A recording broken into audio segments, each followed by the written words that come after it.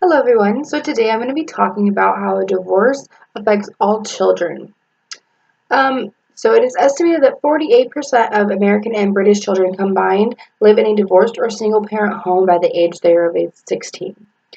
Children also struggle the most during the first or second year of the divorce, and this is all cited by Amy Morin. She's a psychotherapist and a lecturer at the Northeastern University. So, I want to talk about the effects the divorce has on the children, young children, grade school children, and even teenagers. I feel like I can talk about this only because I have went through it myself when I was 16 years old.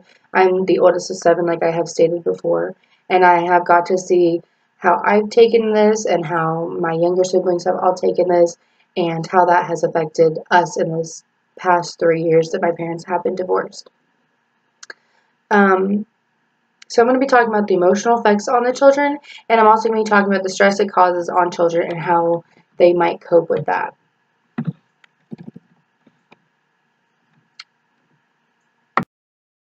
So the emotional effects on the children is each child has their own type of emotional reaction. One child might be upset about it, and the other child might not even know what's going on with that.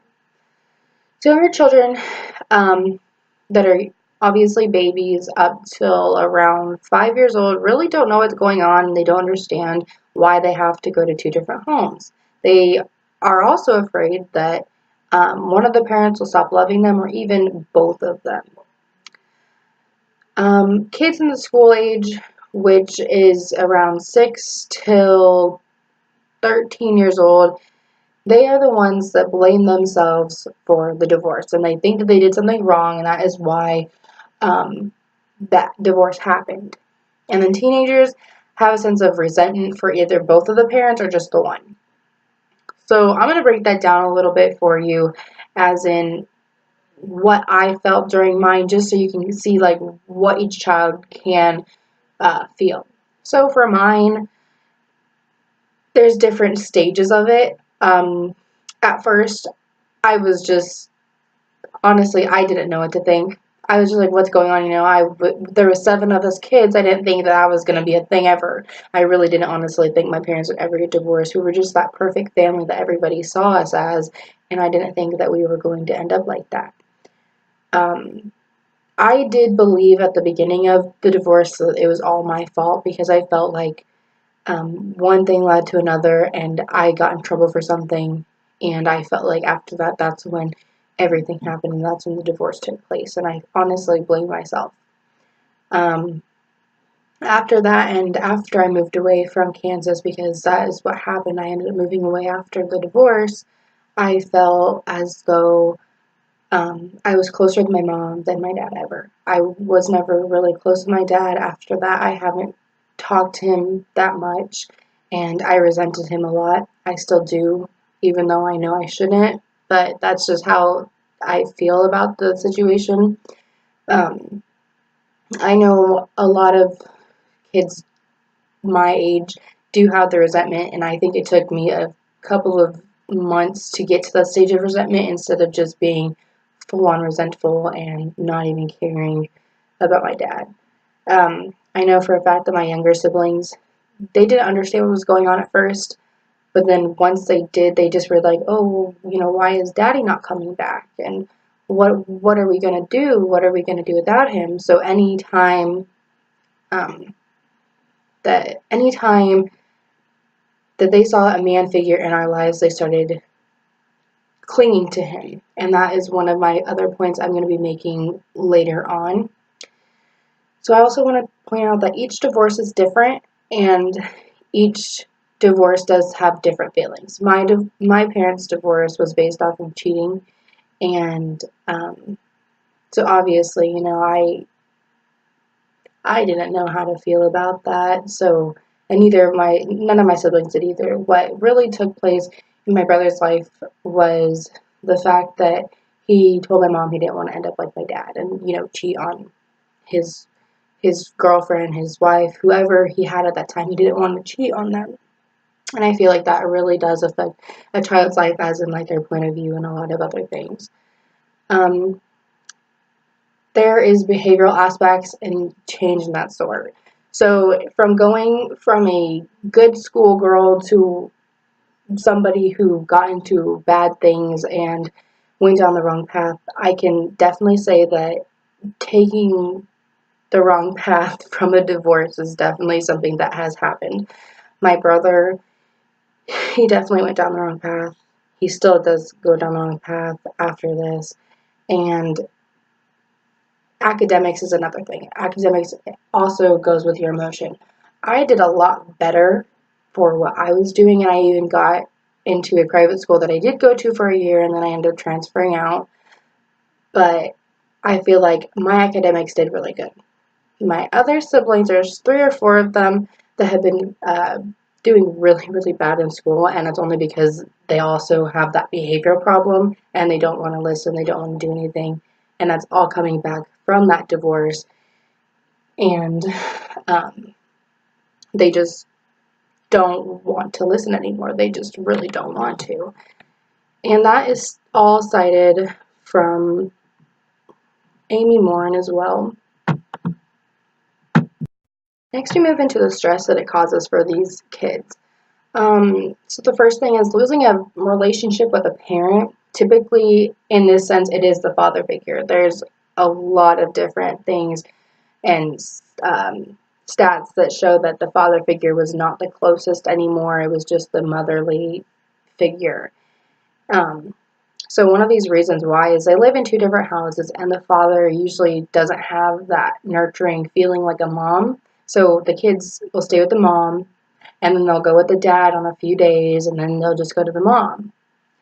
In my situation, my dad lives in Kansas, my mom and all of us kids live in Pennsylvania, so we don't ever go see your dad. We are supposed to go see him certain days and certain weeks, but we never do because he either won't go or we just can't because of something that goes on during that time. So another thing is some children have to fill that empty position with another person in their life. So like I stated, that they usually will take that male figure in their life and change that into their father figure. Like for me, when I first moved here, I took my uncle and he was my father figure. He's been my father figure since I was 16, and then now I have a stepdad, so he actually filled in that spot, and he actually treats me more of like his own child than my father does. I don't even talk to my father anymore. Another thing is this can also cause mental health issues, anxiety, and depression. I did do a speech on depression about how my brother does have depression and I have depression, and I feel like a lot of that came on from there. Leading up to the divorce, I had a lot of anxiety. I didn't know that what it was. I always went to the doctor. I'm like, oh, my chest hurts. I can't breathe. Like, there's this feeling in me.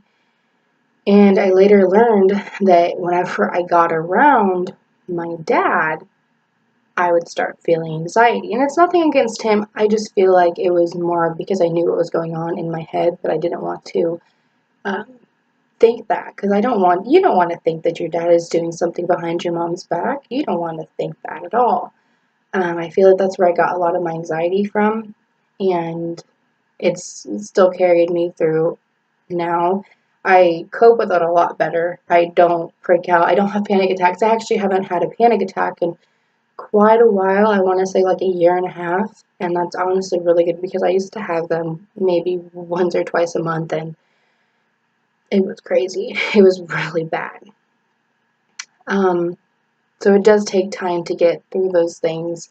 And another thing that causes the stress is the new experiences, moving to new schools, a new neighborhood, and meeting new people.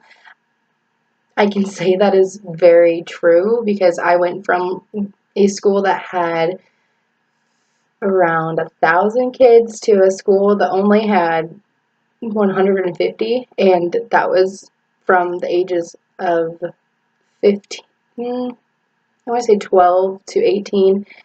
So it really went down. Like it was crazy. The new neighborhood, it was definitely from going from living in a city to the country. And meeting new people I met a lot of different people. I don't particularly like a lot of the people I did meet because it's just the way I was raised. Another thing is parents do meet new people. They meet who they want to be with, who they think they're going to be with, and then the kids will still sit back and watch separation and another divorce throughout these years. I've watched my mom, I want to say she has dated 3 other guys before the man she's with now, and um, I knew that those guys weren't for her. You just know off the bat. So I wasn't, getting attached to any of them because I'm like, well, they don't feel like my actual dad, so it's okay. And then there's possibly stepchildren added to the bunch. Definitely have a lot of step siblings, and it's very new to meet somebody that you've never spent your life with, and then you're just like, okay, you're here. This is gonna be your new brother. Have fun, go get to know each other. You guys are gonna be living with each other the rest of your lives. Get used to it. So, I actually have 2 with my dad and his girlfriend, and then I have 4 with my stepdad, that lives here with my mom and us. In conclusion, every child has their own coping mechanism. Some resent, some blame themselves, and some are just so confused on what is going on that they don't understand. Every divorce is different, just like every child chooses to cope in different ways. This divorce can affect children in their school and in their life. As like I said, I struggled with anxiety for a while now. It's going to be 4 years in November. And then there's so much stress in a divorce that not everyone sees it, like meeting new people, adding new people to the family, or even going between 2 different homes. This stress causes mental health that takes a long time to get over and even understand. I have not gone over my anxiety, like I have said, but I've come to accept myself and understand that I just have to go with it. And if I have an anxiety attack, I have one. I just need to calm down and breathe. But to end this, I do want to state that parents and their actions do affect their children in a big way, and they don't even notice it until it's way too late. I believe that parents should just sit down with their kids and talk to them about what is happening instead of just throwing it at them and be like, hey, well, we're getting divorced, and they don't even understand what that means, and they're scared. Thank you for listening, and I'm so sorry that it was so long, but I hope you guys see more into the effects of children.